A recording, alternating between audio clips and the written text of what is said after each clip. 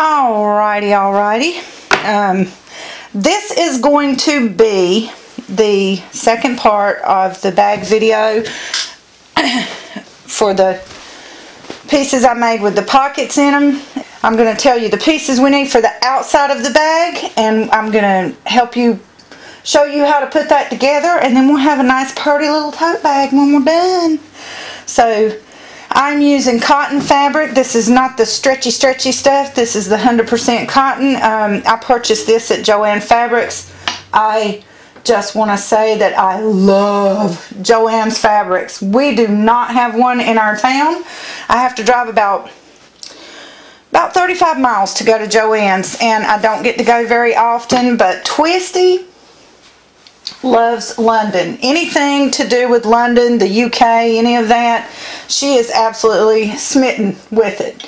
So she has a little collection of London fabrics, and she said to make her a tote out of this, and I've already covered a little footstool for her with this. I made our little bench that I was telling you guys about on the live video. I made that with this fabric, so I mean it's everywhere in our house now.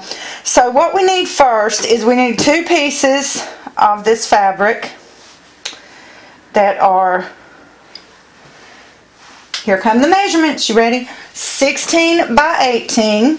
And it's going to be 18 long and 16 wide, but it won't be that wide when we're done, or that long, because we're going to put gussets.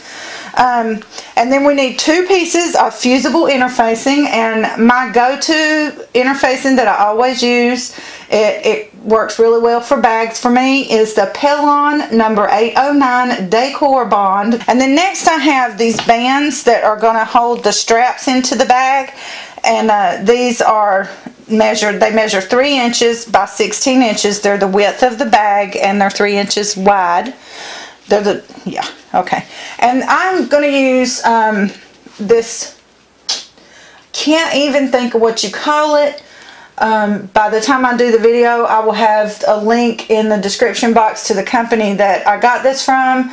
But I get big rolls of it, and I make dog collars with it. And I usually just make them for our little dog, because he goes through collars like crazy. But anyway, it's I can't think of what it is. You guys know what it is. It's the woven stuff, really strong stuff. And I'm really only doing that because I've done so many straps. I'm not in the mood to do straps today, so I'm just going to use this, and it's red, so it kind of goes with the fabric. So, okay, the first thing I'm going to do is I'm going to put these little band pieces aside, and I'm going to get 1 piece of the fabric and 1 piece of the interfacing, and I'm going to iron the interfacing onto the fabric. I'm not going to do this on camera. I have videos on fusible interfacing. All you have to do is fusible interfacing, a fate so twisted in the search, and it will come up. So I have the interfacing ironed onto both pieces of the outside part of the bag. Now what I want to do is prepare the these bands that are going to go around them, and I'm going to use this as kind of my ironing pad because I don't have anything to iron on. Okay, so I'm folding over about 3/4 of an inch on each one of these bands. On both vertical sides, long sides.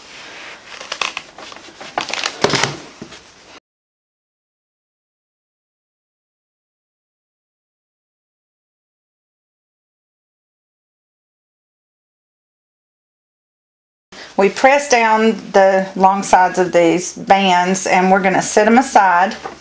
And now we're going to cut the, I don't know why I can't think of what this is, the woven strap.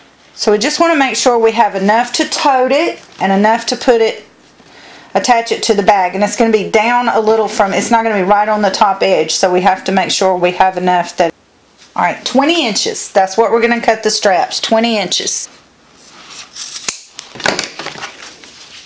The next step before we do any sewing is, if you're using this material here, this strap that I'm using, you want to burn the ends, just singe them so that those stray fibers melt and it closes everything off and it won't fray. So I'm just going to mark the top on the wrong side of the fabric. So now I'm going to turn it right side. So we're going to go 4 inches down from the top.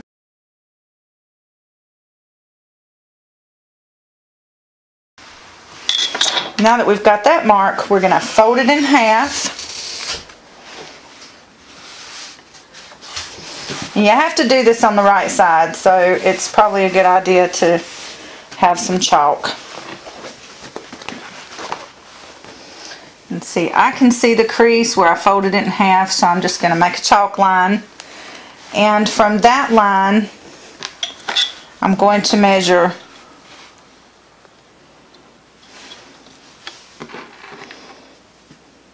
3.5 inches over on each side.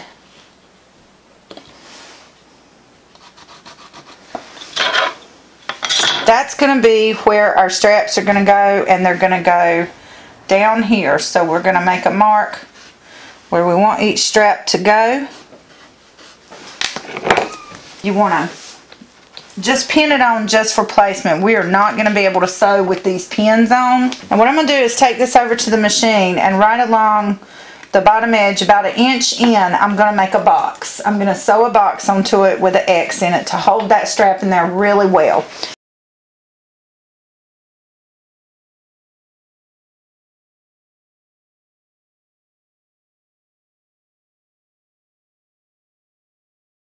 Okay, I've got the strap sewn on, and if I lined everything up right and my measurements are right, when I lay these pieces together, the straps should match. And mine do. You can see they already come together very nicely.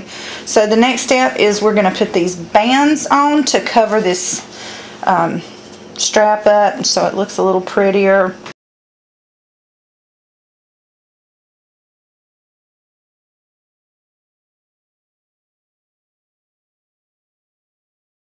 So I'm just going to sew down this one, and do the same thing with the other side of the bag, and then I'll come back and show you the next step.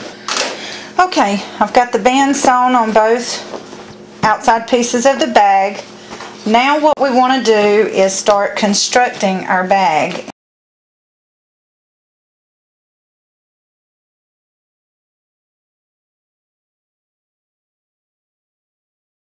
We don't want to go super crazy with the pins. I just put a pin in each corner a little ways away from where the stitching is going to be so we don't catch any pins. So what I'm going to do now is I'm going to go to the machine, and I'm going to sew all 3 sides, leaving the top open, and I'm also going to take my lining pieces that I already have prepared, and I'm going to do the same with those. I've got the outside pieces sewn together. I've got the inside lining pieces sewn together, and if I left an opening for turning. So anyway, now we just need to prepare the gussets. I have a video on gussets, and I'm going to use that method to make these. I'm not going to do that part on camera because it's just going to drag this video out. But alrighty, I've got the gussets sewn on the lining of the bag, and I'm keeping this wrong side out because I'm going to need to. And this is the outside of the bag. Turned out nice and pretty. I think Twisty's really going to like it. Okay, so what we're going to do now is we're going to put these pieces together, and we need to make sure that our straps are facing down and out of the way. And we're going to fold over the, I like to fold it over because it's easier to get in there. We're going to put the outside of the bag in the lining with right sides facing together, and we're going to line up the sides. When I open the seams up, make sure they're flat on the inside and the outside piece that you're holding on to. We're just going to pin those ow, pin those seam allowances down. Do the same thing with the other side. Now again, I'm going to make sure that these straps are down in there. They're not going to get sewn over. And what I'm going to do is go to the machine, take the free arm off, and I'm going to sew all the way around this top edge. And I'm going to do a slightly larger seam allowance just so that it's nice and attached. We don't want anything to come loose or seams to bust and then there'd be a big mess. So I'm going to go down about 3/4 of an inch for the seam allowance for this. Okay, I've got the bag sewn together at the top edge here. Now what I want to do is go to this opening I created down here. And I'll tell you this, I don't know if I said it before, and I'll leave this part in if I didn't. You need to make sure that you backstitch on each side of this opening, or else it's just going to start popping all the way open when you go to turn it. And then you'll have a mess you'll have to go back in and fix.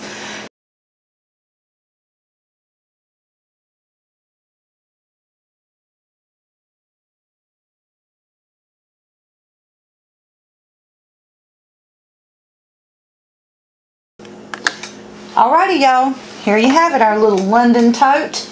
And I wish I could get a better camera angle, but it's really small and tacky here in my kitchen, so. But I love it. I think Twisty's gonna love it, and it was a lot of fun to make. So I hope y'all enjoyed this. Peace. Bye-bye.